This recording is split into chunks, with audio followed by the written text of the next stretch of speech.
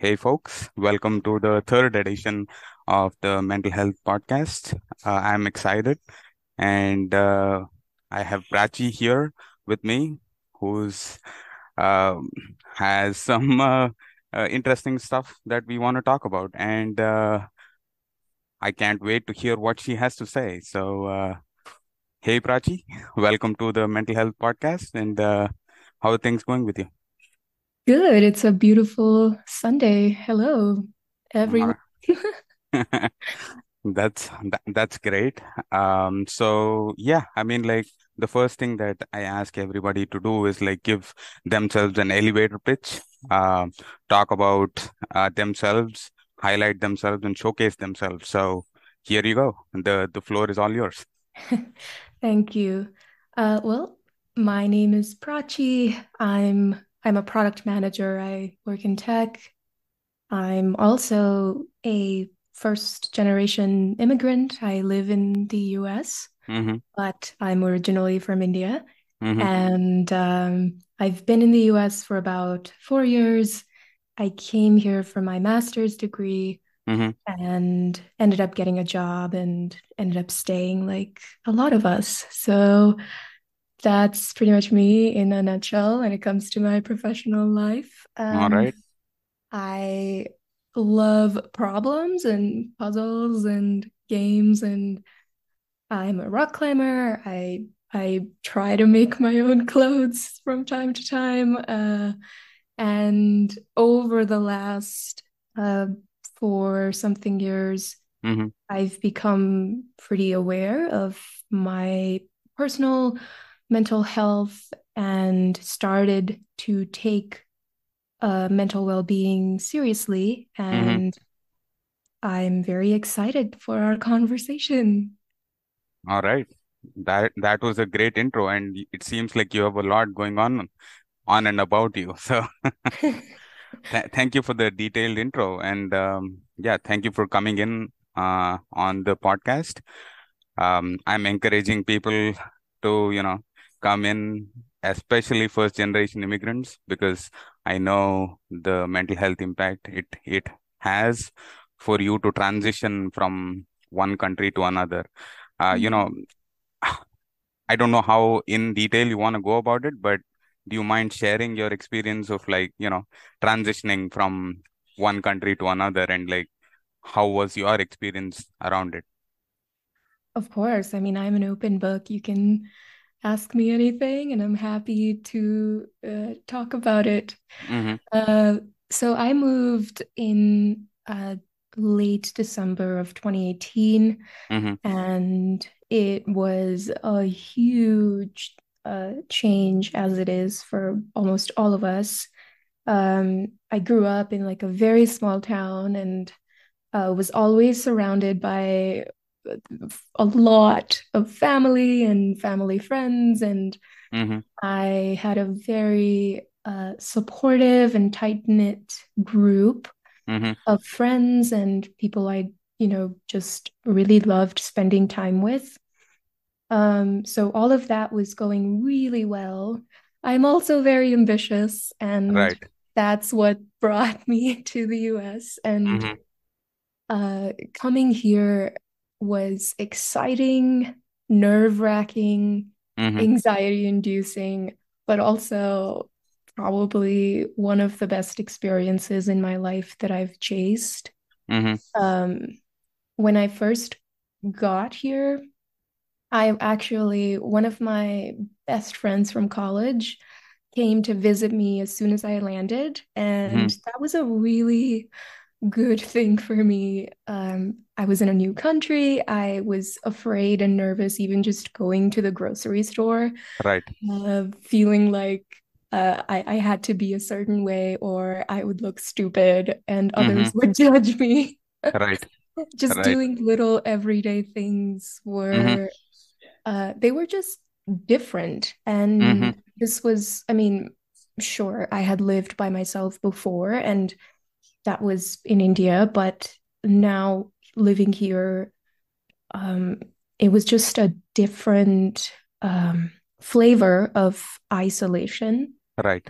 And that was an interesting journey to take, along with the journey of, being a grad student and trying to make moves for the the infamous future that you keep hearing about. Right. So, uh, Um, yeah, yeah. go ahead. Go ahead. I mean, like, I don't want to cut you off. No, I was going to ask, like, that's pretty much what my experience was in terms of transitioning. Hmm. Um, So, the let me just try to dig a little deeper into your sort of Yeah. answer that I got, right? So you mentioned a few things there. So, uh, you know, I'm trying to understand like what was going through your mind, right? I mean, like, Mm. as you sort of came here, and how did you sort of understand that you needed some mental health help, or you need to dig deeper into your own uh, self as well. So. I think part of it has to do with so I didn't do the regular master's degree. I had an accelerated program. Hmm. So that meant that it was a 1 year degree Hmm. with a mandatory internship in the summer. So Hmm. January through April, you're taking classes and appearing for finals. And Hmm. then in the summer, you must find an internship to graduate. And Right. then June through December, you're taking your second semester, and then you must find a job after you graduate. Right. So coming in, I think because I am just ambitious in the things that I want, I put a lot of pressure on myself to not just perform, but also do the extra 7,000 miles of Right. work. Right. So I wanted to do everything. I wanted to be good at everything. I wanted the best of internships possible. And that was a lot of pressure for one person to take. Hmm. And frankly speaking, I'm also one of I'm the first person in my immediate family to go to grad school. Hmm. And, Hmm. um, I don't come from wealth or generational wealth. So Right. obviously, I'm coming here with a lot of financial obligations already built into my journey. So Right. I'm also always thinking about my finances and my student loans that I'm going to have to start paying off. And in the beginning, it was overwhelming. And overwhelming is an understatement. Right. And I started to realize that just not that I needed help, but just that something was off and something was missing, Hmm. and that I was not at my 100%. Right. And that started showing up in just, the level of focus that I had, or the level of motivation that I had. And Hmm. um, being able to be self aware has always been important for me. And I maintain that level of self awareness with journaling. And just, I try to, every ever so often, I will go back and just sift through my journals to see the patterns that I've just had. Hmm. And then I was noticing this pattern of just, being dissatisfied with everything. And I was like, okay, well, I don't really know what's going on, Right. but maybe I should talk to somebody, and maybe I should invest a little bit in my mental health and in my well-being. Hmm. So I will say that in the beginning, I did not immediately seek out the help of a therapist Hmm. because I didn't know that the university had a free counseling service. Right. So I was like, well, I don't really want to spend money, and I want to um, like try to do things on my own. So I just started exercising and meditating a little bit. Right. Exercise comes pretty naturally to me. Meditating Hmm. does not. Hmm. I find it hard to sit still and um, be quiet for a long time. So, Right. but it over time, it started to just clear my mind in that it started to give me a space that was just for myself and Mm-hmm. free from all the various pressures and concerns that I had. So that was how I got started, where I noticed that I wasn't really performing at my best, and I noticed that I wasn't feeling very motivated, Mm-hmm. and then I wanted to do something about it. Great. Yeah, so on journaling, right? Mm, How long have you been journaling? And, what advice would you give people on mm, what to journal, and how do you sort of keep yourself honest in terms of journaling, maybe mm. on a daily basis or on a weekly basis? How do you do that? That's a great question. I've actually been journaling, and I'm saying journaling with like air quotes, for a very long time. Right. I remember I was probably in third grade and I had my Dear Diary moments. Wow. Okay. And that was kind of like naive little kid writing things down. Mm-hmm. So I think that journaling and writing comes naturally to me because I've just been inclined towards it for a very long time. Right. And I started journaling in terms of like mental health journaling, uh, probably 5 to 6 years ago when Okay. I graduated from engineering school and was just working in India for a while. Okay. So that's when I sort of started journaling about my thoughts, my feelings, the things that were happening around me, and how I reacted to it. And then beyond my reaction, what it meant for me as a person and my growth. It was still not as structured as it is now. Right. It was just kind of like a cathartic writing things down. Okay. Uh, so, and I don't know um, what advice I could give to your listeners around how to journal and what to do, Mm-hmm. because I think that it is so individual. Mental Right. health is individual, well Right. being is individual, and Right. journaling is a tool. And the way that I would use journaling as a tool can be different from how somebody else would. I can Definitely. talk about what works for me though. Definitely. So, Yes. Yes. so what works for me when I'm journaling is you alluded to it a little bit. You said, how can we be honest? Right. So that is one of the most important things for me when I'm journaling is recognizing that this is now a space where I can be unfiltered, authentically me. Okay. And it took me some time to get here. It takes practice Mm. because sometimes you don't feel comfortable saying things out loud that are there in your mind. Mm-hmm. And I get that. It was that way for me. Mm-hmm. Over time, I practiced not judging myself.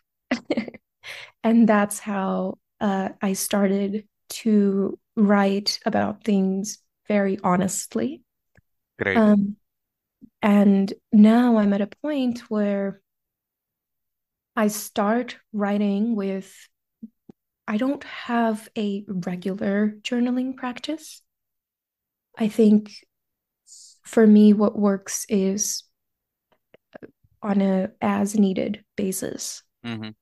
So it's not that I will sit down every single day and Mm-hmm. write something down. It doesn't work that way for me. Mm-hmm. What works for me is every week or so, pretty much, where if I have um something that is bothering me, or Mm-hmm. if I'm just feeling an emotional high or an emotional low, Right. I I try to write about it, Mm-hmm. and that's how I get things down. Mm-hmm. For me, this method works because I have always been a catharsis a focused writer where like if I'm wanting to just write something and just get that out of the way, I will R- write it. Right. So being able to understand myself in that, oh, my brain is doing something weird where I am stuck and I Mm-hmm. cannot think about anything else outside of this. And my entire mind space is being invaded by Right. this thought. Right. That's when I will just sit down and write it down and think about it and think about how that makes me feel, think about what I would want to do. Mm-hmm. Um, and also just evaluate whether or not I need to do anything about this in this moment. Mm-hmm. Uh, Um, learning how you get stuck or like figuring out, you are stuck. How do you go about doing that? Like what signs do you get to realize that, you're feeling stuck? wow, that is such a good question. Um, I that's a head scratcher. Oh boy. I think some of the early signs for me will be just not being able to think about anything else. Mm-hmm. And the reason that it's an early sign for me is at any given point in time, I'm thinking about a lot of different things. Okay. Uh, and I think if I am unable to have just that, uh, and I don't know if it's a good thing or a bad thing, but I just have like multiple thoughts in my head, and Mm-hmm. I'm that's my, I guess, normal, comfortable space. Mm-hmm. Uh, and if I don't have that, and if I'm just consumed by something, then I know that my brain is trying to make sense of something. Mm-hmm. That's just how I see it. Mm-hmm. And then writing works for me because writing means that I'm forcing myself to focus on just one thing. Mm-hmm. And I just let that naturally flow into my journaling practice where, okay, if my brain is incapable of thinking about anything else Mm-hmm. other than this one thing, Mm-hmm. then why not facilitate that thought process Mm-hmm. and write things down? And I don't know Okay. about everybody else, but for me, writing has always helped me to achieve clarity. Okay. So Great. so it helps me to achieve clarity when I'm stuck on something that is just I can't stop thinking about something, and then I'll just write it down, and then it makes that thought real Mm-hmm. because it's on paper. I Mm-hmm. I don't journal Mm-hmm. on my computer. I still like pen and paper. Mm-hmm. So it just really helps to see the words that I'm thinking, Mm-hmm. and then it's like a real, like I know that it's nothing more than a scribble on a Right. piece of paper, Right. but it's more real than just a thought for me. Mm-hmm. And just reading through that and thinking through those things that are either bothering me or giving me a lot of joy just really helps me to get and achieve a higher level of clarity around whatever it is that I'm thinking about. Great. Um, the other thing that I wanted to mention was like sometimes what happens is like my mind is running a million miles an hour, but my hands can't keep up, right? Mm-hmm. And like when I write stuff down, I feel like, uh, it just seems like a random scribble because, there are some words that I eat up or I don't write because my mind is running so fast. How do you sort of like, do you feel the same way, or like is it like, you let yourself be more comfortable in terms of thinking slower, or how do you sort of slow down those thought processes? Oh, that is, I feel that way so many times. And I think it's just, I think it's normal. I don't have any scientific studies backing my statements, Okay. but I think it's normal to feel like your brain is running at a million miles an hour and you're only capable of writing 10 words per minute. I think it's fine if that's the case. I think as people, we find, at least for myself, I find it hard to slow down, and Mm-hmm. writing slows me down by Mm-hmm. default. And that helps me to really focus on a thought and think it through. Oh, And great. Yeah. when I feel a little frustrated with my slower slower writing speed, Mm-hmm. I believe it is important to practice self-compassion and give myself enough space and grace to just be myself. Remember how I said that journaling is a totally non-judgmental Mm-hmm. space for myself, and Mm-hmm. I try my best to not judge myself for Mm-hmm. being a slow writer. Great. You know, one other thing that sort of came up in terms of journaling was like, are there specific patterns that you notice? And feel free to say, sh Mm, not want to share certain things, right? I just don't want to seem like I'm, going through the same motions again and again. Or, I want to sort of, transition into something different. Do you see that happening with yourself as well? And like, how do you sort of avoid, repeating the same things over and over? that's an interesting question too. I have seen over the years patterns, and this is kind of like interesting. I didn't know that uh, seasonal depression was a thing, Mm-hmm. Mm-hmm. Mm-hmm. but when I moved here, I moved to Pittsburgh. Mm-hmm. And I don't live there anymore, but living in Pittsburgh was really interesting because there isn't a lot of sunny days. Mm-hmm. And that's when I lived in Pittsburgh for about 3.5 something years. And I noticed in those years that whenever it was time for it to be winter Mm-hmm. and snowy and all of that, I would preemptively start feeling demotivated. Mm-hmm. And Mm-hmm. that was just interesting. That was just an interesting observation. Part of it is definitely like, different weather, lack of sunlight, but part of it is also that I don't like being cold. I just really dread winters, Mm-hmm. especially here in the US. Right. Our winters, I come from the western part of India, and I, you know, like winters are still pretty uh mild compared to here in the western part. Yep. And I just always love uh like give me all the heat. I can take it. But I'm like the first person to feel cold. And like anytime like fall was ending or like winter was approaching, I would just get a little demotivated and disinterested in doing things. And noticing that was interesting. What I did about that was just when I felt like I didn't want to do something, I would always ask myself, why do I not want to do this right now? Mm-hmm. Am I tired? Or am I